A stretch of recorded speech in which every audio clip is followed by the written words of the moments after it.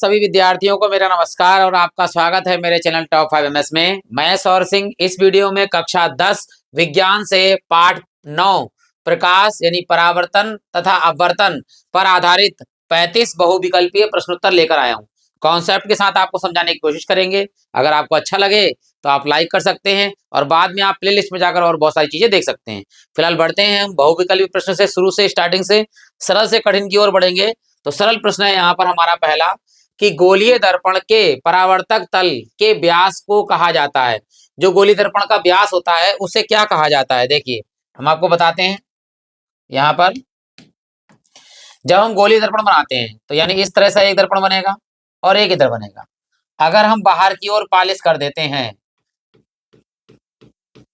और अंदर का परावर्तक तल होता है तो ये कहलाता है हमारा अवतल दर्पण। अवतल दर्पण वैसे तो आपको पता होगा, लेकिन फिर भी हम कोशिश करते हैं समझाने की। अगर हम अंदर पॉलिश कर दें और बाहर का हिस्सा जो है वो परावर्तक तल हो तो ये कहलाता है हमारा उत्तल दर्पण। उत्तल दर्पण। आप ध्यान दीजिएगा, तो यहाँ पर जो है जब यहाँ से लेकर यहाँ तक ये परावर्तक तल है, यहाँ से यहाँ तक की बात कर रहा है। ये किरण यहाँ से लेकर यहाँ तक जा सकती है, इससे ऊपर जाएगी तो बाहर निकल जाएगी। इसी प्रकार यहाँ से लेकर यहाँ तक, तो ये जो हिस्सा कहलाता है ये कहलाता है द्वारक। क्या कहलाता है? ये द्वारक। ठीक है, चाहे यहाँ का हो चाहे यहाँ का, ये दोनों कहलाते हैं द्वारक।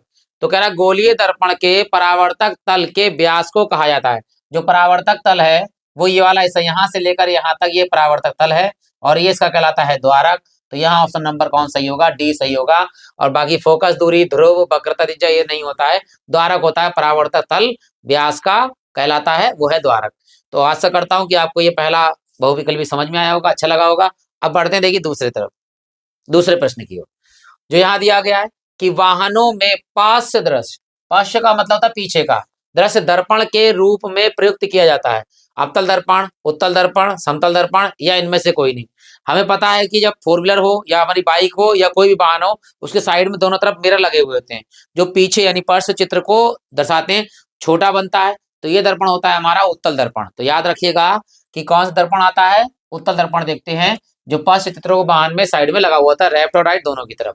तो यहाँ ऑप्शन नंबर बी सही है हमारा, उत्तल दर्पण। अब बढ़ते हैं देखिए अगले प्रश्न की ओर, जो इस प्रकार है कि वस्तु का आभासी और बराबर आकार का प्रतिबिंब बन रहा है। देखो आभासी बनना है और कैसा बन रहा है? बराबर।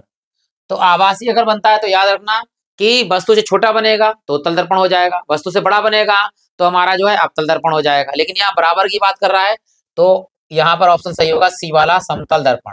समतल दर्पण में प्रतिबिंब जो है आभासी बनता है और समान आकार का बनता है, जैसा है उतना ही बड़ा बनेगा। अब बढ़ते हैं देखिए अगले प्रश्न की ओर, जो इस प्रकार है कि उत्तल दर्पण द्वारा वस्तु का प्रतिबिंब बनता है। उत्तल दर्पण है तो प्रतिबिंब कैसा बनेगा? तो हम यहाँ पे ऑप्शन पढ़ते हैं, वास्तविक, उल्टा, वास्तविक वो वस्तु से छोटा। ठीक है, आभासी, उल्टा तथा वस्तु से छोटा। आभासी सीधा या वस्तु से छोटा, आभासी सीधा व वस्तु से बड़ा। तो बड़ा तो बनेगा नहीं, और याद रखना वास्तविक नहीं बनेगा। वास्तविक नहीं बनेगा, ये तो दो ऑप्शन कट गए हमारे। अब इन दोनों में है, सबसे पहले उल्टा नहीं बनता, सीधा बनता है। तो ये ऑप्शन याद रखना सी हमारा सही है कि प्रतिबिंब वास्तविक बनता है, आभासी बनता है, सीधा बनता है, वस्तु से छोटा बनता है और दर्पण के पीछे बनता है।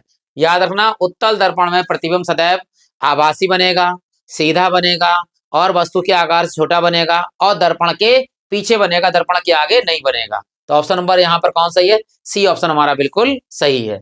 अब बढ़ते हैं देखिए अगले प्रश्न की ओर, जो इस प्रकार है, समतल दर्पण से किसी वस्तु का प्रतिबिंब वास्तविक बनता है, आभासी बनता है, बड़ा बनता है, छोटा बनता है।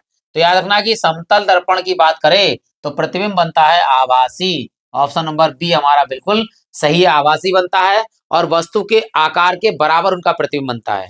अब बढ़ते हैं देखिए अगले प्रश्न की ओर, जो इस प्रकार है कि गोलीय दर्पण की वक्रता त्रिज्या, वक्रता त्रिज्या को नोट करते हैं हम आर से, और फोकस दूरी यानी एफ में पूछ रहा है कि संबंध कौन सा है?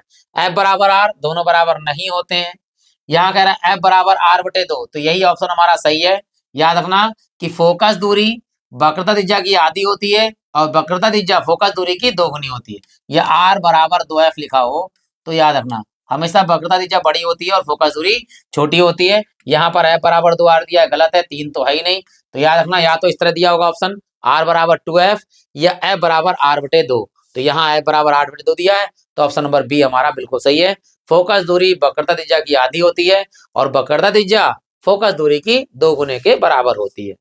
अगले प्रश्न की ओर बढ़ते हैं, जो इस प्रकार है कि एक उत्तल दर्पण की फोकस दूरी, एक उत्तल दर्पण है उसकी फोकस दूरी दे रखी है 20 सेंटीमीटर, इसकी वक्रता त्रिज्या ज्ञात करनी है। अभी सूत्र लिखा था हमने, वक्रता त्रिज्या r बराबर क्या होता है 2f, ठीक, तो r बराबर 2 और f का मान हमारे पास कितना है 20, तो 20 दूनी कितने हो गए हमारे पास में 40, और सेंटीमीटर में है तो सेंटीमीटर में ही रहेगा, तो वक्रता त्रिज्या हमारी हो गई है 40 सेंटीमीटर। यहाँ ऑप्शन नंबर कौन सा सही है, डी सही है, 40 सेंटीमीटर।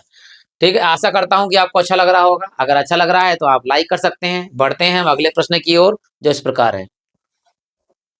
यहां लिखा है कि दो माध्यमों के सीमा पृष्ठ पर एक प्रकाश किरण लंबवत आपतित हो रही है, लंबवत आपतित होती है तो आपतन कोण होगा। जैसे मान लीजिए एक दो माध्यम है, इसमें बीच में लगा हुआ ये है, मान लीजिए M1 और M2, ये दो माध्यम है। एक मान लीजिए ऊपर वाला माध्यम है विरल माध्यम और नीचे है हमारा सघन माध्यम, सघन। तो दो माध्यम है, विरल माध्यम और सघन माध्यम है, इन दोनों के पृष्ठ में है। अब बात कह रहा है कि कैसे जा रही है किरण, आपतित जा रही है किरण प्रकाश की, वो भी लंबवत, तो लंबवत यानी ये इस तरह से, और यही हमारा अभिलंब कहलाता है n, अभिलंब। और अगर यहीं से किरण चली जा रही है, देख लो ध्यान से, आपतित किरण ये जा रही है तो परावर्तित किरण भी सेम निकल जाएगी, तो अभिलंब के साथ इसका कोण क्या बनेगा, अभिलंब के साथ इसका कोण कोई बन ही नहीं जाए, तो आपतित किरण भी अगर यही है, अभिलंब भी यही है, तो इसके कोण कितना बनेगा, कुछ नहीं बनेगा, यानी बनेगा 0 कोण। तो याद रखना यहाँ पर 0 कोण बनेगा। अगर किरण थोड़ी सी भी इधर से जाती इस तरह से, तो यानी अगर सघन माध्यम है विरल माध्यम है, तो याद रखना विरल माध्यम सघन माध्यम जाएगी तो किरण दूर चली जाएगी, तो कुछ ना कुछ कोण बनता है यहाँ पे, ठीक है, जो भी बनता है जो बताते, लेकिन क्योंकि अभिलंब के साथ ही लंबवत निकल जा रही है तो इसके बीच में दोनों के कोण क्या बनेगा, शून्य बनेगा। तो यहाँ ऑप्शन नंबर कौन सही होगा, ए 0 डिग्री। ठीक है, अगली ओर बढ़ते हैं, अगला सवाल की ओर, जो इस प्रकार है, देखिए कि समतल दर्पण के सामने एक वस्तु 10 सेंटीमीटर की दूरी पर रखी है, तो दर्पण के से प्रतिबिंब की दूरी होगी 5 सेंटीमीटर, 10 सेंटीमीटर, 15 सेंटीमीटर, 20 सेंटीमीटर। जितनी दूरी पर वस्तु रखी है उतनी दूरी पीछे जो है आभासी और प्रतिबिंब बनेगा उतनी दूरी पर। तो 10 सेंटीमीटर है वस्तु रखी हुई, 10 सेंटीमीटर दूरी पर ही प्रतिबिंब बनेगा, और कैसा बनेगा, आभासी प्रतिबिंब बनेगा, और सेम आकार का बनेगा, आकार दोनों के बराबर होंगे। ठीक, आगे बढ़ते हैं अगले प्रश्न की ओर, जो इस प्रकार है। किसी अवतल दर्पण, यहां बात कर रहा है अवतल दर्पण की, अवतल दर्पण द्वारा आभासी, सीधा और आवर्धित प्रतिबिंब बनता है। वस्तु याद रखना, आभासी और सीधा प्रतिबिंब अवतल दर्पण में केवल एक ही कंडीशन बनता है, जब वस्तु जो है वो ध्रुव P और मतलब ध्रुव P और फोकस F के बीच में रखी होती है, तो प्रतिबिंब आभासी बनता है, सीधा बनता है, वस्तु से बड़ा बनता है, दर्पण के पीछे बनता है। एक ही कंडीशन होती है, बस यही देखना है हमारे लिए कि ध्रुव व फोकस के बीच भाई यही रखी रहती है। यही ऑप्शन हमारा सही है। बाकी कहीं पर ऐसी कंडीशन नहीं है कि प्रतिबिंब हमारा आभासी बने, किसमें, अवतल दर्पण की बात कर रहा है।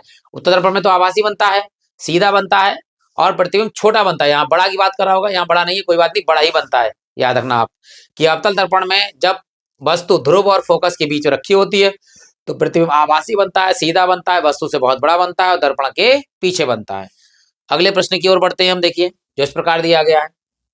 ये सवाल है हमारा कि एक लेंस से, यहाँ लेंस की बात कर रहा है, ध्यान दीजिएगा, लेंस से 0.2 मीटर दूरी पर रखी वस्तु का आभासी प्रतिबिंब का आवर्धन दे रखा है 0.5 है, यह लेंस होगा। 0.5 मीटर फोकस दूरी का अवतल लेंस होगा, अवतल लेंस होगा, ठीक है, उत्तल लेंस होगा, उत्तल लेंस। चलो पहले हम निकालते हैं। सबसे पहले इतनी दूरी वस्तु, ये वस्तु की दूरी है, ठीक है, वस्तु की दूरी को क्या नोट करते हैं, यू, और यू हमेशा चाहे कोई भी हो माइनस में रखते हैं, 0.2 मीटर। आगे आवर्धन दिया हुआ है एम, एम कितना दिया हुआ है हमारे लिए 0.5, ठीक है, मीटर।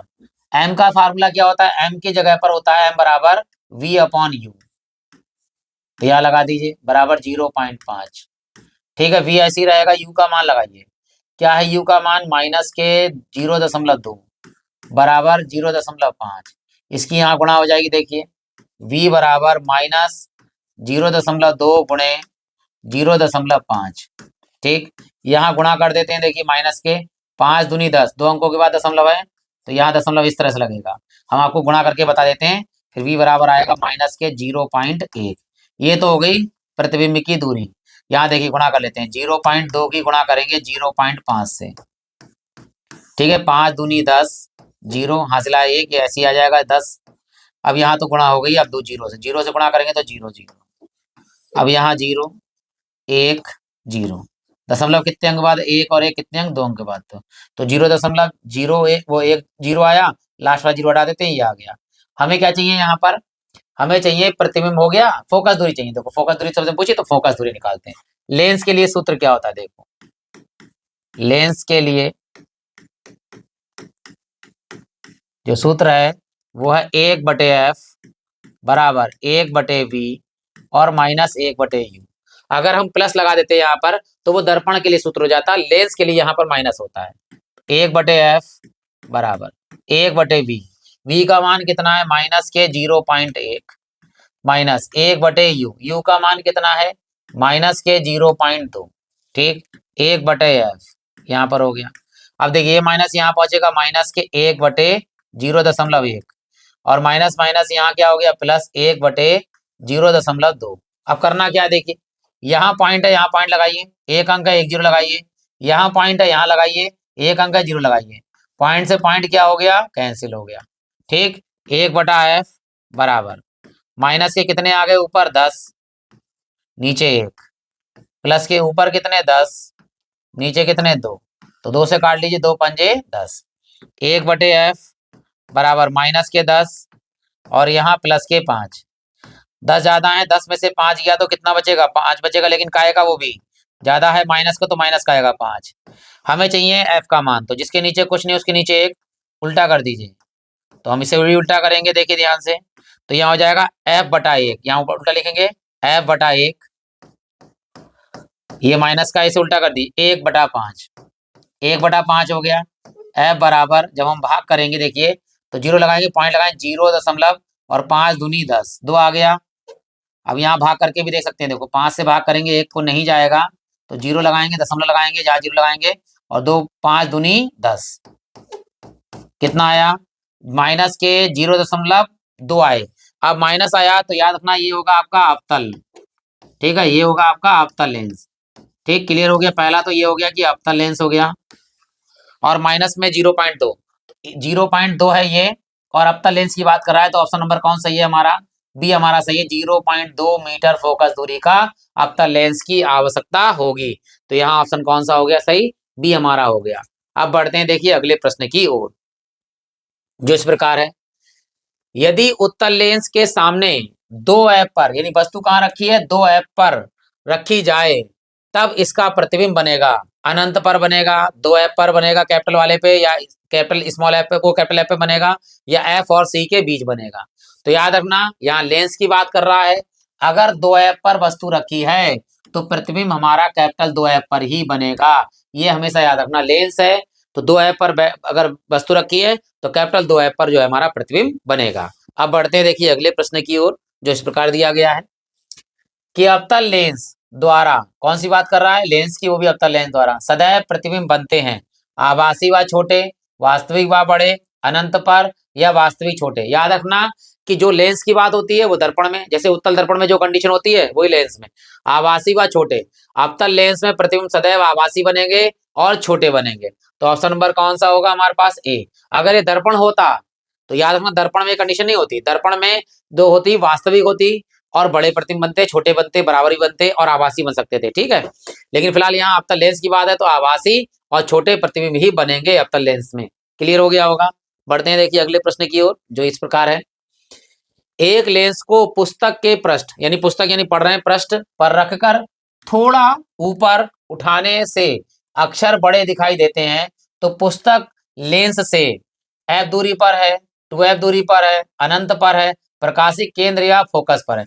तो जितने पास वस्तु रखेंगे तो याद रखना प्रकाशिक केंद्र या फोकस पर होगी, उतना बड़ा अक्षर हमें दिखाई देगा। थोड़ा सा आगे लगाएंगे तो हम उत्तल लेंस का प्रयोग करते हैं जिससे हमें अक्षर बड़े दिखाई देते हैं, तो याद रखना प्रकाशिक केंद्र व फोकस के बीच है लेंस, ये याद रखना ऑप्शन नंबर डी हमारा बिल्कुल सही है। पुस्तक लेंस से प्रकाशिक केंद्र या फोकस के बीच स्थिर है, इसलिए हमें अक्षर आराम से बड़े दिखाई देंगे। आगे बढ़ते हैं अगले प्रश्न की ओर, यहां कह रहा है किसी वस्तु का वस्तु से बड़ा आभासी, किसी वस्तु का वस्तु से बड़ा और आभासी प्रतिबिंब बन सकता है उत्तल दर्पण में, दर्पण की बात कही है, उत्तल दर्पण में, दर्पण द्वारा, अवतल दर्पण द्वारा, समतल दर्पण द्वारा, अवतल लेंस द्वारा।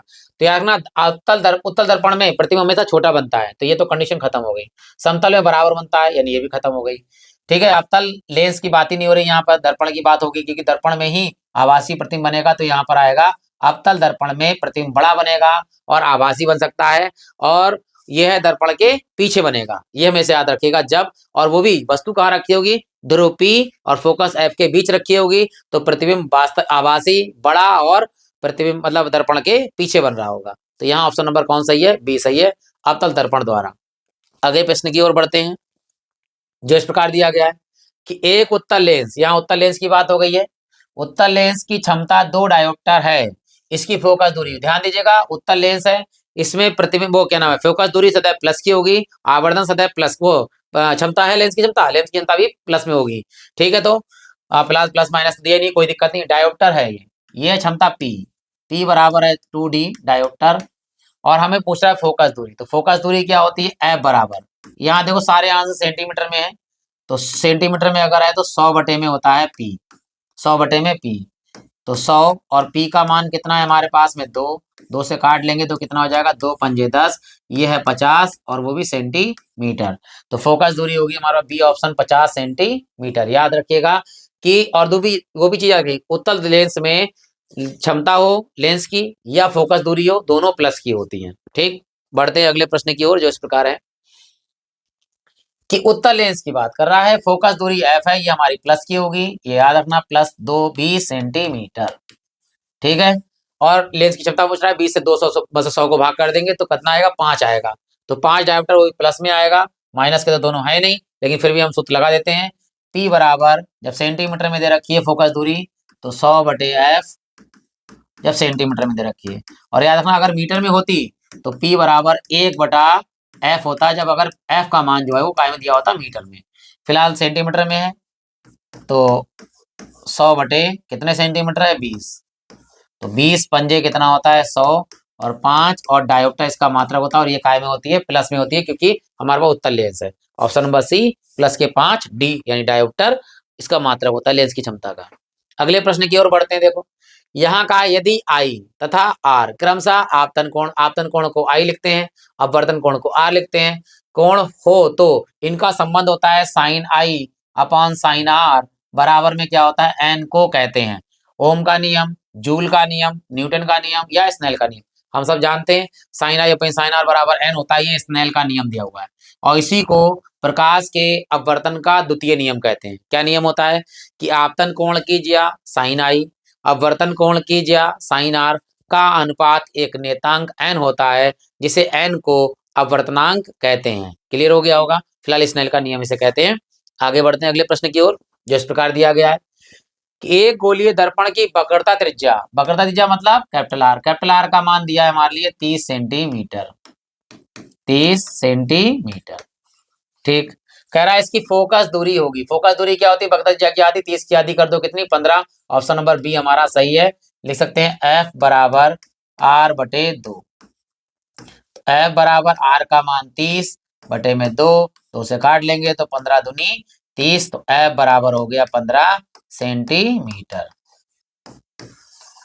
ठीक, बढ़ते हैं अगले प्रश्न की ओर, जो इस प्रकार दिया गया है, किसी वस्तु का आभासी, किसी वस्तु का कैसा, आभासी सीधा बड़ा प्रतिबिंब प्राप्त करने के लिए वस्तु को उत्तल लेंस, यहाँ लेंस की बात कह दी गई है, लेंस के सामने रखने पर रखते हैं, लेंस के मुख्य फोकस पर, फोकस दूरी के दोगुने दूरी पर, अनंत पर, या लेंस के प्रकाशिक केंद्र और प्रथम मुख्य फोकस के बीच। यही ऑप्शन सही है, क्योंकि यहाँ पर ध्यान दीजिएगा कि कैसा प्रतिबिंब कर रहा है, आभासी और सीधा और बड़ा प्रतिबिंब। वैसे उत्तल लेंस बनता क्या है, वास्तविक प्रतिबिंब बनता है, ठीक है, उल्टा बनता है, और वस्तु से छोटा बड़ा सब आकार का बन सकता है, लेकिन आभासी सीधा और बड़ा प्रतिबिंब तभी बनेगा जब लेंस के प्रकाशिक केंद्र और प्रथम फोकस F के बीच वस्तु रखी जाएगी, तो प्रतिबिंब बनेगा आभासी सीधा और बड़ा बनेगा। ठीक है, याद रखिएगा ऑप्शन नंबर यहाँ पर डी। अगले प्रश्न की ओर बढ़ते हैं, जो इस प्रकार दिया गया है कि घड़ी साज द्वारा प्रयुक्त होता है, घड़ी साज का मतलब होता है घड़ी संभालने वाला, उसकी घड़ी के पुर्जे होते छोटे छोटे, तो अपनी आंख में ऐसे लेंस लगाकर देखता है ताकि पुर्जों का आकार थोड़ा सा बड़ा दिखे। तो उसमें कौन सा लेंस प्रयोग होता है? अवतल लेंस, उत्तल लेंस या समतोत्तल लेंस या समावतल लेंस। तो याद रखना कि अक्षर को बड़ा दिखाने के लिए हमें उत्तल लेंस की आवश्यकता होती है। अक्षर हो या छोटे छोटे पुर्जों को बड़ा देखना है तो हमारे लिए लेंस की आवश्यकता होती है उत्तल लेंस की। तो यहाँ ऑप्शन नंबर बी हमारा सही होगा कि घड़ी साज द्वारा प्रयुक्त लेंस कौन सा होगा? उत्तल लेंस होगा। यह भी रखना कि अक्षर पढ़ने वाले अक्षरों को बड़ा देखने के लिए कौन सा लेंस प्रयोग होगा? तब भी हमारा उत्तल लेंस का ही प्रयोग किया जाएगा। आगे बढ़ते हैं अगले प्रश्न की ओर। करा निम्नलिखित में से कौन लेंस बनाने के लिए प्रयुक्त किया जाता है? जल, कांच, प्लास्टिक या ये सभी?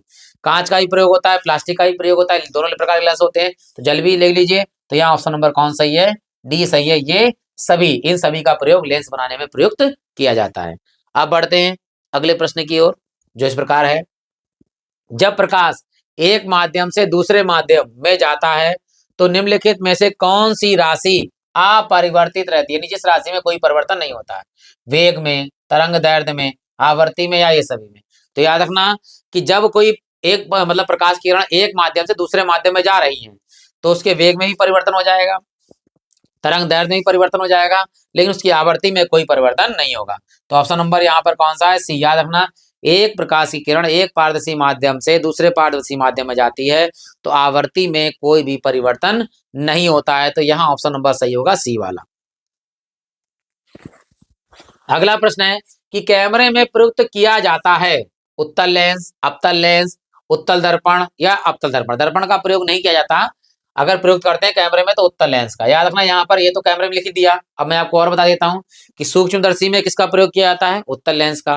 और दूरदर्शी में किसका प्रयोग किया जाता है? उत्तल लेंस का। तो कैमरा हो, सूक्ष्मदर्शी हो, दूरदर्शी हो, इन सभी में उत्तल लेंस का प्रयोग किया जाता है। तो यहाँ ऑप्शन नंबर कौन सही है? ए सही है। अगले प्रश्न की ओर बढ़ते हैं, जो इस प्रकार दिया गया है कि एक अवतल लेंस द्वारा, अवतल लेंस की बात कर रहा है, देख लीजिए, अवतल लेंस द्वारा किसी वस्तु का बना प्रतिबिंब होता है। तो यहाँ लेंस की बात कही है, जो उत्तल दर्पण में काम होता है वही अवतल लेंस में होता है। तो प्रतिबिंब कैसा बनेगा? हमेशा छोटा बनेगा, ये हमेशा याद रखना है। तो ऑप्शन देख लेते हैं कि छोटा बना है, देखो बड़ा जहां बना है काट दो, बड़ा यहाँ बना है इसे काट दीजिए, बड़ा यहाँ बना है इसे काट दीजिए। दो तो हमारे कैंसिल हो गए। ये ऑप्शन नंबर डी और ऑप्शन नंबर बी। आभासी बनता है, उल्टा बनता है और छोटा बनता है। उल्टा नहीं बनता है, सीधा बनता है। तो आभासी, सीधा और छोटा। तो ऑप्शन नंबर कौन सही है? सी सही है। आभासी बनता है, सीधा बनता है, छोटा बनता है। याद रखिएगा, अवतल दर्पण में प्रतिबिंब आभासी, सीधा और वस्तु के आकार का छोटा बनता है। तो यहाँ ऑप्शन नंबर कौन सा सही है? सी सही है। 25 प्रश्न हो गए, 10 और बचे हैं, यानी 35 कराएंगे अब इसमें आपके लिए। और अगर आपको वीडियो अच्छा लग रहा हो, अभी तक अच्छा लगा हो, तो आप लाइक कर सकते हैं। आप अगर पुराने हैं तो आप सभी लोगों का हृदय से धन्यवाद है, अगर आपने हमारे चैनल को सब्सक्राइब कर रखा है। और अगर आपने अभी तक नहीं किया है, आप नए हैं, तो आप कर सकते हैं। आपको सब्सक्राइब करने में कुछ नहीं जाएगा, लेकिन हमें बहुत कुछ मिल जाएगा। आशा करता हूं कि आप हमारे चैनल को सब्सक्राइब करेंगे और बाद में प्लेलिस्ट में जाकर और बहुत सारी चीजें देखेंगे। फिलहाल बढ़ते हैं हम अगले प्रश्न की ओर, जो इस प्रकार है कि वक्रता त्रिज्या का मात्रक होता है मीटर, सेंटीमीटर, मिलीमीटर, ये सभी। तो वक्रता त्रिज्या का मात्रक मीटर भी होता है, सेंटीमीटर भी होता है, मिलीमीटर भी होता है, और ये सभी आंसर है। ऑप्शन नंबर डी हमारा बिल्कुल ये सभी। अगले प्रश्न की ओर बढ़ते हैं। देखिए, अवतल दर्पण के फोकस पर रखी वस्तु का प्रतिबिंब कहाँ होता है? अवतल दर्पण है, यहाँ पर दर्पण। तो अगर फोकस पर रखी है तो प्रतिबिंब बनेगा अनंत पर, अनंत पर रखी है तो बनेगा फोकस पर। ठीक है, तो यहाँ ऑप्शन बी आंख बंद करके लगा दीजिए, कौन सा वाला? सी वाला, कि अनंत पर। अगर वस्तु फोकस पर रखी है तो प्रतिबिंब अनंत पर बनेगा, अगर वस्तु अनंत पर रखी है तो फोकस पर बनेगा। ठीक है, फिलहाल ऑप्शन नंबर यहाँ पर क्या है? अनंत। अगले प्रश्न की ओर बढ़ते हैं, जो इस प्रकार है कि किसी दर्पण में वस्तु का प्रतिबिंब सदैव वस्तु से छोटा, कैसा बन रहा है? वस्तु से छोटा। और कैसा बन रहा है? सीधा। और कैसा बन रहा है? काल्पनिक बनता है। दर्पण की बात कर रहा है, ध्यान दीजिएगा। अगर छोटा बन रहा है तो कौन दर्पण होगा? उत्तल दर्पण होगा। बात ही खत्म हो गई। ठीक है, फिर भी हम जो है आपको पढ़ देते हैं कि समतल दर्पण, उत्तल दर्पण, अवतल दर्पण किसी में भी नहीं। काल्पनिक बन रहा है, सीधा बनता है और वस्तु से छोटा बन रहा है, तो दर्पण कौन सा होगा? वो दर्पण होगा उत्तल दर्पण। तो ऑप्शन नंबर हमारा बी बिल्कुल सही है। अगले प्रश्न की ओर बढ़ते हैं, जो इस प्रकार है कि 20 सेंटीमीटर फोकस दूरी वाले उत्तल लेंस के सामने 20 सेंटीमीटर दूरी पर स्थित वस्तु का प्रतिबिंब पूछ रहा है। तो यहाँ पे प्रतिबिंब निकालना है, यानी सवाल है ये हमारा। तो फोकस दूरी दे रखी है F बराबर 20। दर्पण कौन सा? देखिए उत्तल दर्पण। उत्तल दर्पण में फोकस दूरी प्लस की होती है, तो याद रखना F बराबर प्लस के कितने हैं 20 सेंटीमीटर, ठीक। और वस्तु की दूरी कितनी है 20, तो वस्तु हमेशा माइनस का होता है, कोई भी दर्पण हो, तो -20 सेंटीमीटर, ठीक है। क्या निकलवा रहा है प्रतिबिंब।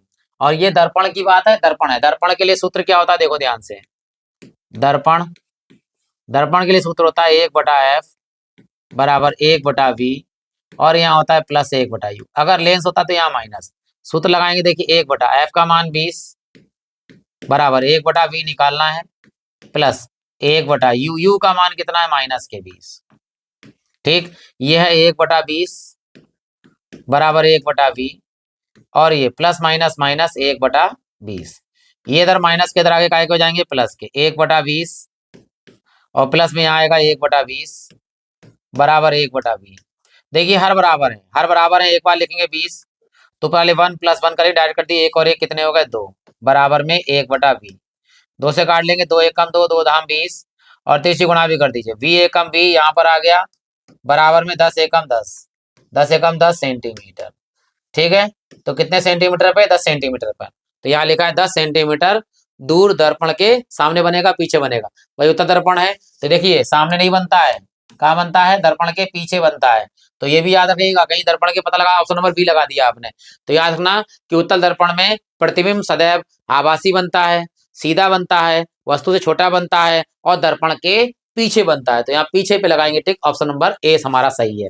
बढ़ते देखिए अगले प्रश्न की ओर, जो इस प्रकार है कि निम्न में दिए गए माध्यमों में प्रकाश की चाल न्यूनतम किसमें होती है, सबसे कम चाल पूछ रहा है, सबसे कम चाल उसी की होगी जिसका अपवर्तनांक सबसे ज्यादा होगा, तो याद रखना हीरे में, जल में, कांच में या केरोसिन में, तो हीरे का अपवर्तनांक सबसे ज्यादा होता है, तो प्रकाश की चाल हीरे में ही सबसे कम होगी, याद रखना निर्वात में प्रकाश की चाल सबसे ज्यादा होती है, उसके बाद में जल में, बाकी कांच और वगैरह में, लेकिन हीरे का अपवर्तनांक सबसे ज्यादा होने के कारण न्यूनतम चाल किसमें होती है, हीरे में, तो प्रकाश की सबसे न्यूनतम चाल किसमें होती है, हीरे में, और याद रखना हीरे का अपवर्तनांक सबसे ज्यादा होता है। अब बढ़ते हैं देखिए अगले प्रश्न की ओर, यहाँ कह रहा है कि वायु के सापेक्ष माध्यम का अपवर्तनांक अधिकतम होता है, अभी मैंने बताया था आपके लिए क्या अधिकतम होता है, हीरे में, जल में, हीरे में, तो कहीं ऑप्शन पढ़ने की जरूरत नहीं, बी लगा दो कि सबसे अधिक अपवर्तनांक किसमें होता है, जल के साथ, वायु के सापेक्ष हीरे में, हीरे का अपवर्तनांक सबसे अधिक होता है, ठीक है। अगले प्रश्न की ओर बढ़ते हैं, देखिए जो इस प्रकार है, एक पारदर्शी माध्यम से दूसरे पारदर्शी माध्यम, यानी दोनों पारदर्शी माध्यम, एक पारदर्शी माध्यम से दूसरे पारदर्शी माध्यम में प्रवेश करने पर एक प्रकाश की किरण के लिए आपतन कोण तथा का मान नहीं अपवर्तन लिखा, अपवर्तन कोण का मान आपतन कोण की तुलना में अधिक हो जाता है कि यदि प्रकाश की किरण कहाँ जा रही है, सघन माध्यम से विरल माध्यम में, विरल माध्यम सघन माध्यम में, सघन और वह विरल माध्यम दोनों में, ये तो काट दीजिए, और दोनों माध्यम एक से ही रही थी, ये बिल्कुल काट दिए, इन दोनों में से याद रखना, मैं दोनों चित्र बनाता हूँ आपको, दोनों क्लियर हो जाएंगे। ये है एक चित्र बनाया मैंने, एक यहाँ पे बना लिया, ये हमारा अभिलंब है n, ये हमारा अभिलंब है n, ठीक। ये हमने ऊपर लिया यहाँ पर विरल, और नीचे ले लिया हमने सघन, सघन, और यहाँ ऊपर ले लिया मैंने सघन, और नीचे ले लिया विरल, ठीक। विरल मतलब वायु से ले लीजिए, और सघन यहाँ ले लिए कांच या जल, कुछ भी ले सकते हैं, कांच, क्योंकि कांच वायु के सापेक्ष कांच का अपवर्तनांक ज्यादा होता है इसलिए सघन है, और यहाँ पर ऊपर कांच, और नीचे हमने ले लिया वायु। आप ध्यान दीजिएगा कि जब हम वायु से, मतलब जब हम फैले फैले घूम रहे हैं और सघन में टाइट में पहुंच जाए, यानी जिसका अपवर्तनांक कम है, तो क्या होगा, हम अंदर की ओर आ रहे हैं, सिमट रहे हैं, तो याद रखना जब कोई प्रकाश किरण विरल माध्यम से सघन माध्यम में आती है तो अभिलंब की ओर, यानी इसकी ओर जग जाएगी, तो ये है हमारा कौन सा, आपतन कोण आई, और ये है हमारा अपवर्तन कोण आर, तो यहाँ ध्यान दीजिएगा कि आई का मान सदैव आर से बड़ा होगा, ठीक। अब यहाँ आते हैं, सघन माध्यम से जा रहे हैं, सघन माध्यम सिकुड़े हुए हैं, जैसे ही हम आजाद होंगे तो क्या होंगे, फैल जाएंगे, यानी बड़ी किरण हो जाएगी, तो यहाँ पर जो है किरण अभिलंब से दूर हट जाती है, तो यहाँ जो आई का मान है और ये आर का मान है, तो यहाँ आई का मान छोटा होता है और आर का मान बड़ा होता है, और यहाँ क्या कह रहा है ध्यान दीजिएगा, यह है अपवर्तन कोण यानी आर, और यह है आपतन कोण यानी कि आई, डार कह रहा है कि तुलना में अधिक हो, कौन अधिक हो, अपवर्तन कोण आर का मान अधिक, आर का मान कहाँ अधिक है, देखिए यहाँ अधिक है आर का मान, तो साफ साफ क्या है, अपवर्तन कोण का मान आपतन कोण की तुलना में अधिक हो। तो आर का मान कहाँ अधिक दिख रहा है? जब प्रकाश किरण सघन माध्यम से कहाँ जा रही? विरल माध्यम में जा रही है। तो ऑप्शन नंबर ए सही है, सघन माध्यम से विरल माध्यम में जा रही है। बिल्कुल कॉन्सेप्ट याद रखिएगा, आप कभी गलती नहीं करेंगे। जब कोई प्रकाश किरण विरल माध्यम से सघन माध्यम में जाती है तो अविलंब की ओर झुक जाती है, तो कोण आई का कम हो जाए, आई का ज्यादा होगा, आर का कम होगा। ठीक है। जब कोई सघन माध्यम से विरल माध्यम जाती है तो अविलंब से दूर हट जाती है, तो आई का मान छोटा होगा और आर का मान बड़ा होगा। बस इतना हमको याद रखना है। और बढ़ते हैं हम अगले प्रश्न की ओर। यदि आपको अच्छा लग रहा हो, कॉन्सेप्ट क्लियर आए हो, तो आप लाइक कर सकते हैं, हमें अच्छा लगेगा। और आप हमारा सपोर्ट करेंगे तो हमें और अच्छा लगेगा। बढ़ते हैं अगले प्रश्न की ओर, जो इस प्रकार है कि निम्नलिखित में से किसके द्वारा अनंत पर स्थित किसी बिंब का प्रतिबिंब अत्यधिक छोटा बनता है? अत्यधिक छोटा बन रहा है किसके कारण? अनंत पर रखी है वस्तु, तो प्रतिबिंब अत्यधिक छोटा बन रहा है। वो केवल अवतल दर्पण में, केवल उत्तल दर्पण में, और केवल उत्तल लेंस में, अवतल दर्पण, उत्तल दर्पण, अवतल लेंस या उत्तल लेंस। तो याद रखना, अगर वस्तु अनंत पर रखी, चाहे कोई भी दर्पण हो, समतल को छोड़कर कोई भी दर्पण हो, तो उसमें जो है सदैव अत्यधिक छोटा ही बनेगा। तो यहाँ ऑप्शन नंबर डी बिल्कुल सही होगा। अवतल दर्पण हो, उत्तल दर्पण हो, अवतल लेंस हो, उत्तल लेंस हो, अगर वस्तु अनंत पर रखी है तो वह छोटा ही बनेगा, अत्यधिक छोटा ही प्रतिबिंब बनेगा। चलिए बढ़ते हैं हम अगले प्रश्न की ओर। और ये हमारा 34वां प्रश्न है। इसके बाद में 35वां प्रश्न लास्ट प्रश्न कराएंगे। अगर आपने लाइक कर दिया है तो आपको तहे दिल से धन्यवाद है, और अगर आपने नहीं किया है तो आशा करता हूं कि अब तो आप कर ही देंगे। ठीक है। बाद में आप प्लेलिस्ट में जाकर बहुत सारी चीजें देख सकते हैं, आपको अच्छा लगेगा। अगर कोई कमी दिखे या कमेंट बॉक्स में तो आप लिख सकते हैं, अगर आपको अच्छा भी लगे तब भी आप कमेंट बॉक्स में लिख सकते हैं। ठीक है। तो बढ़ते हैं, देखिए इस प्रश्न की ओर। यहाँ लिखा है किसी शब्दकोश, ठीक है, शब्दकोश का मतलब डिक्शनरी में पाए गए छोटे अक्षरों को पढ़ते समय आप निम्न में से कौन सा लेंस पसंद करेंगे? तो याद रखना, हम जो है उत्तल लेंस प्रयोग करेंगे। पहला काम तो जो है अक्षर छोटे देखने के लिए, पढ़ने के लिए उत्तल लेंस का प्रयोग करते हैं। तो अवतल जहां जहां वो काट दो, अवतल ये है और अवतल ये है, ये दोनों तो पहले काट दीजिए। नहीं, ऑप्शन नंबर बी और ऑप्शन नंबर डी तो काट दीजिए। अब यहाँ 5 सेंटीमीटर का है, यहाँ 50 सेंटीमीटर का है। तो हम जानते हैं कि स्पष्ट दृष्टि की न्यूनतम दूरी 25 सेंटीमीटर होती है और अधिकतम दूरी अनंत होती है। तो 25 सेंटीमीटर से कम अगर काट दो तो काट दो, यहाँ दिखना ही नहीं हमारे लिए। तो ऑप्शन नंबर 5 सेंटीमीटर खत्म हो गया। तो कौन सा ऑप्शन सही होगा? हमारा ए सही होगा। 50 सेंटीमीटर फोकस दूरी पर एक उत्तल लेंस होगा। तो ये हमारा ऑप्शन नंबर कौन सही है? ए सही है। बढ़ते हैं देखिए अगले प्रश्न की ओर, और ये आखिरी प्रश्न है इस वीडियो का, और फिर मिलेंगे हम अगले वीडियो पे। और ये तो हमारा नवा पार्ट था, हमने आपके सारे पार्ट जो है पीछे डाल रखे हैं बहुविकल्पी में। आप जाके प्ले लिस्ट में साइंस में पहुंचेंगे तो वहां पर आप वो भी वीडियो देख सकते हैं आपके लिए। ठीक है। फिलहाल हम यहाँ पे बढ़ते हैं। यहाँ क्या कर रहा है?